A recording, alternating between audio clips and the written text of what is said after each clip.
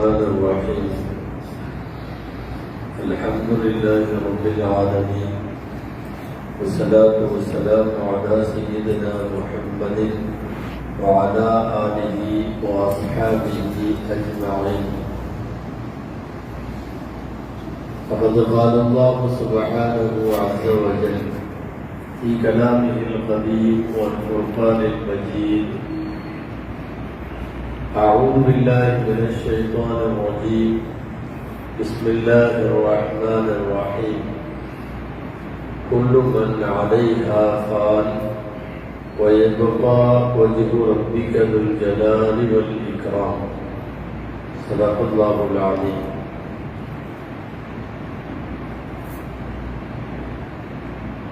அல்லாஹ்வுக்கே எல்லா புகழும்.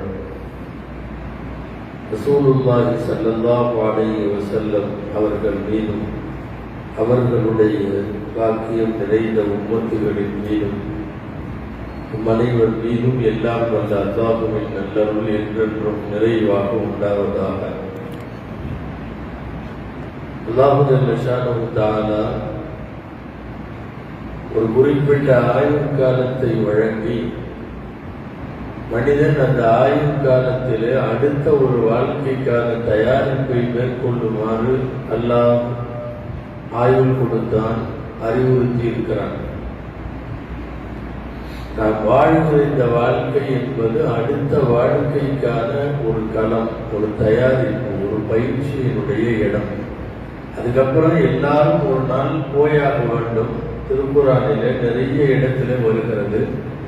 நாமெல்லாம் அடிக்கடி குர்ஆனுடைய வசனங்கள் பார்த்திருப்போம். குல்லு நஃப்ஸின் தாயிகத்துல் மௌத், எல்லா ஆன்மாவும் மரணத்தை சுவைத்தே தீரும். இதுல எல்லா மனிதர்களும்னு கூட சொல்லல, எல்லா ஆன்மாவும் தான் நஃப்ஸ்ன்னு சொல்லிட்டான். அதாவது உலகத்திலே அல்லாஹ்வால் படைக்கப்பட்டு அறிவும் உயிரும் எல்லாம் நிரம்பிய அத்தனை பொருளும் வஃபாத்தாக வேண்டும்.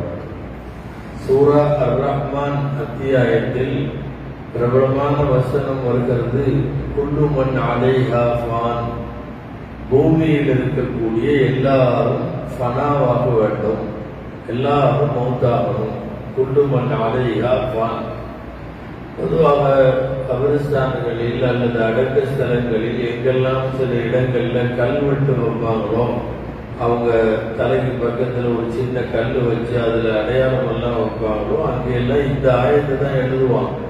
சூரா அர்-ரஹ்மானுடைய வசனம் என்ன வசனம்னா, பூமியில் இருக்கிற எல்லாரும் மௌத்தாகியே ஆக வேண்டும். குல்லு மன் அலைஹா ஃபான். இதைத்தான் அந்த கல்லில் எழுதி வைப்பாங்க. இந்த ஆயத்து இறங்கினப்போ அதுக்கு முதல்ல மலக்குகளுக்கெல்லாம் ஒரு சந்தோஷம் வருது. என்னன்னா, பரவாயில்ல, பூமியில் இருக்கிற எல்லாரும் மௌத்தா போயிடுவாங்க, நமக்கெல்லாம் மௌத்து இல்லை. ஏன்னா குல்லு மன் அலைஹா ஃபான் அப்படின்னு சொன்னா பூமியில் இருக்கிறவங்க மௌத்துன்னு தான் வருது. அப்போ வானத்தில் இருக்கிறவங்களுக்கு எந்த பிரச்சனையும் இல்லை அப்படின்னு அவங்க ஒரு மகிழ்ச்சியில இருந்தப்போ, அடுத்து பின்னாடியே அடுத்த வசனம் இருந்துச்சு, எல்லாரும் போயிடுவாங்க, ரப்பு மட்டும்தான் இருப்பான்னு வந்துச்சு. வயலுகா வஜ்ஹு ரப்பிக ذுல் ஜலாலி வல் இக்ராம் அப்படின்னு சொன்னதுக்கு அப்புறம் தான், ஓ நாமளும் மௌத்தாயிடுவோமா அப்படின்னா, அதாவது பூமியில உள்ளவங்க எல்லாரும் மௌத்தாகும், வானத்துல உள்ளவங்க எல்லாரும் மௌத்தாகும். ஏன் உலகத்துக்கு எல்லாருடைய மரணத்தையும் தீர்மானிக்கிற ரூஹு வாங்கக்கூடிய மலக்கை பார்த்து மறுமையில ஹதீஸ்ல வருகிறது,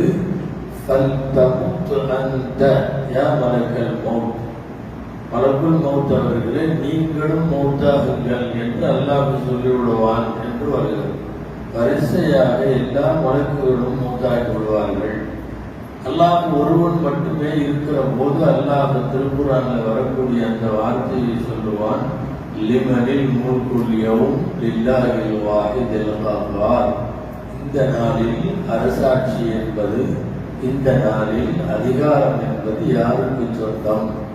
அடக்கி ஆளக்கூடிய ஒரே இறைவனான அல்லாஹ்வுக்கு மட்டுமே சொந்தம் என்று அல்லாஹ் சொல்லுவான் என்று வருகிறது. அன்பானவர்களே, குர்ஆனில் மரணம் குறித்து விரைவாக எல்லாருமே போய் சேர வேண்டும் என்பதை குறித்து பல்வேறு செய்திகள் வருகிறது. எல்லாரும் சொல்லக்கூடிய வசனங்கள். முதல் வசனம் என்னன்னா, இப்ப சொன்ன வசனம் எல்லாரும் போயாகும். இன்னொரு இடத்துல சூரத்துல் ஜும்மாவிலே அல்லாஹ் சொல்லுகிறார், நீங்கள் விரண்டு விரண்டு ஓடுகிறீர்கள், அந்த மரணம் உங்களை பிடித்தே தீரும். குல் இன்னல் மௌத்தல்லதி தஃபிர்ரூன மின்ஹு, நீங்கள் எந்த மரணத்திலே இருந்து விரண்டு ஓடுகிறீர்களோ ஃபைன்னஹு முலாகீக்கும், அந்த மௌத்து உங்களை சந்தித்தே தீரும்.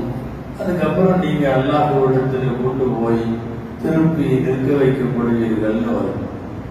இது நாம விரண்டு போனாலும் அது துரத்தி பிடிக்குங்கிற மாதிரி. இன்னொரு இடத்துல அல்லாஹ் சொல்றான், நீ அப்படியே போனாலும் எங்கேயாவது ஒரு பெரிய கோட்டையிலையோ அரண்மனையிலையோ போய் பாதுகாப்புக்கு உட்கார்றன்னு வச்சுக்குவோம், மௌத்துட்டு இருந்து தப்பிக்கிறதுக்காக. முடியாது.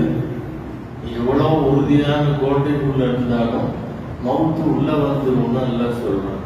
சூரத்துல் நிசாவுல ஐனமா தக்கூனும், நீங்கள் எங்கே இருந்தாலும் யுத்ரிக்கும் மௌத்து, மௌத்து உங்களை அடையும். வலவ் குன்தும் ஃபீ புரூஜின் முஷய்யதா, உறுதியான முறையில் ஒரு பலம் வாய்ந்த முறையிலே கட்டப்பட்டிருக்கக்கூடிய கோட்டை புத்தகங்களுக்குள்ள நீங்கள் குடியிருந்தாலும் சரியே மௌத்து உங்களை பிடித்தே தீரும்னு சொல்றாங்க.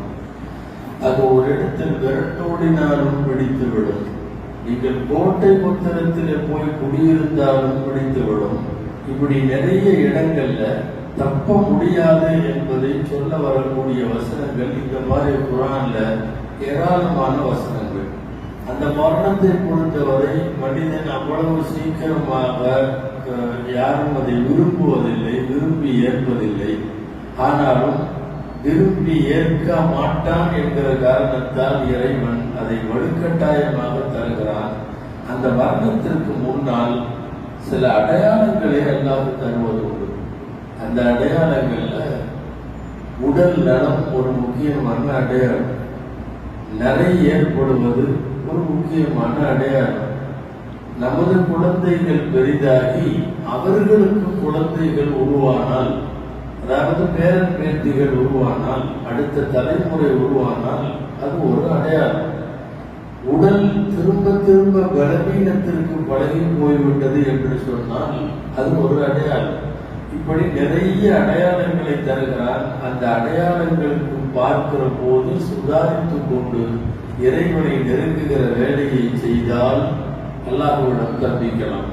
எனவே வாழ்விற்கும் மரணத்திற்கும் இடையிலே உள்ள ஒரு பெரிய பயிற்சி களம் போல வாழக்கூடிய ஒரு சின்ன வாழ்க்கை, ஒரு 60-70 ஆண்டு காலம், அதிலே நிறைய வீணாக இருந்தாலும் கூட இனி வரும் காலத்தை அதன் அருமையை புரிந்து கொண்டு நல்ல அமல்கள் செய்து இந்த இன்மையின் மூலமாக மறுமையையும் வெற்றிக்குரியதாக ஆக்கி அல்லாஹ்விடத்தில் நெருக்கத்தையும் ரசூலுல்லாஹி ஸல்லல்லாஹு அலைஹி வஸல்லம் அவர்களோடு சுவனத்தில் இருக்கக்கூடிய நற்பேற்றையும் அதற்கு தயாராக வேண்டும். அல்லாஹ் நமக்கு அதற்கு தௌஃபீக் செய்வானாக. وآخر دعوانا الحمد لله رب العالمين.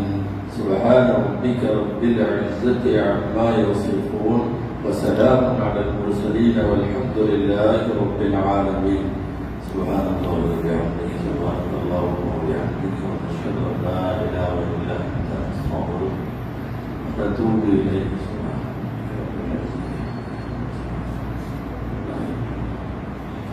صلى الله على محمد صلى الله عليه وسلم. صلى الله على محمد صلى الله عليه وسلم. صلى الله على محمد يا رب